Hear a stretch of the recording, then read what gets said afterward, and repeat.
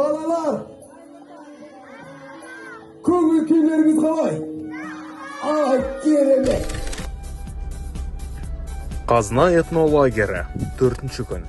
Таңғы жаттығумен қара жорға биімен басалған бүгінгі күн қызыққа толы болды. Таңғы астан кейін оқушыларға Маңғыстау облыстық қуыршақ театрының Ботақаным қойылымы көрсетілді. Қойылым оқушыларды достыққа, татулыққа, бір-біріне көмектесуге тәрбиелейді. Қойылымнан кейін оқушыларға үйірме сабақтары жүргізілді. Атамның өсиеті үйірмесі, әкесінің баласына айтқан өсиетін талқыласа, сырмақ үйірмесі қой жүнінен түрлі бұйымдар жасады. Басқұр үйірмесі қыз балаларға ала жіп есуді үйретсе, Бесине үйірмесінің жетекшісі Ханзип апай шұлықты оқытты. Балқаймақ үйірмесі қыз балаларға табанан жабудан шеберлік сағатын өткізді.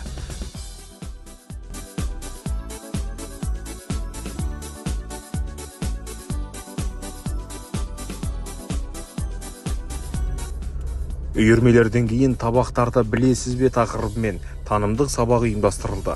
Шарадан оқушылар қой етін мүшелеп, табақ тарту дәстүрін меңгерді.